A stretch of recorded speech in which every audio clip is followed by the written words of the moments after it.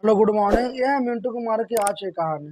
दोस्तों, एक बार की बात है कि गांव में एक किसान रहता था और उसका बहुत फसल बहुत अच्छा था और फसल को बहुत अच्छे तरीके से सेवा करता था और उसे समय समय पर पानी वगैरह डालता रहता, जिसके चलते उसका फसल बहुत अच्छा था। तो उस फसल में खेत के बीच बीच एक गोराया ने अपना घोंसला बना लिया था और बनाने के साथ साथ उसमें अंडा दे दिया। अंडा देने के बाद उसमें उसका बच्चा भी जन्म ले लिया। तो एक दिन किसान अपने खेत खेत की तरफ घूमने आया और घूमते घूमते बोला कि मैं ये फसल कल अपने बेटों को भेज कर कटवा लूंगा। ये बात से गोराया के बच्चे लोग सुन रहे थे और उसका सुनने के बाद उन लोग गोराया का बच्चा डर डर सा गए। जब गोराया जंगल से दाना चुगने के बाद दाना अपने भोजन की व्यवस्था करने के बाद घर वापस आए, देखा कि मेरे बच्चे लोग बहुत डरे सहमे हुए हैं। तो डरने का कारण पूछा तो बोला माँ, आज इस खेत का मालिक आया था। वो बोल रहा था कि कल मैं अपने बेटे को भेजकर खेत का फसल कटवा लूंगा। तो गोराया बोला डरो मत, कल कोई नहीं आएगा, कल कोई नहीं आएगा।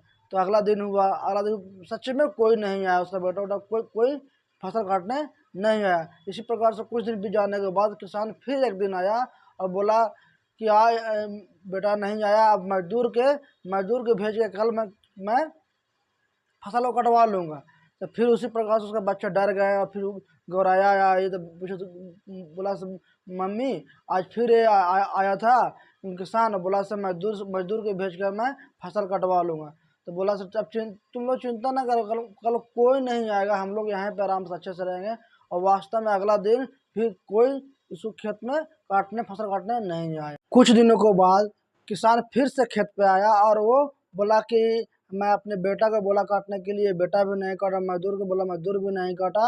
अब अगला कल से मैं स्वयं आकर इस फसल को काट लूंगा, नहीं तो ये फसल सारा बर्बाद हो जाएगा, इतना अच्छा फसल है।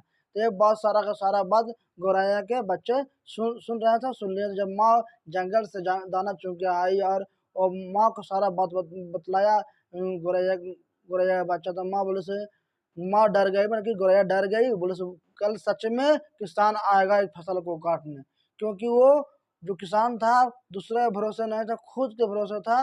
इसलिए कल जरूर से जरूर आएगा, इससे पहले कि उन लोग आए फसल काटने लगे, हम लोग को बारे में पता चल जाए, इससे पहले हम लोग कहीं और जाके अपना रहने का स्थान बना ले, घोंसला बना लेते हैं। तो दोस्तों, हुआ भी वैसा ही। अगला दिन किसान खुद आया और फसल को काटने लगा। दोस्तों, इस कहानी से हमें क्या शिक्षा मिलती है? इस कहानी से हमें शिक्षा मिलती है कि अपना काम हमें स्वयं करना चाहिए। जीवन में अगर आप आगे बढ़ना चाहते हैं तो किसी दूसरे के भरोसे बैठे रहिएगा तो आपका काम कभी सफल नहीं होगा।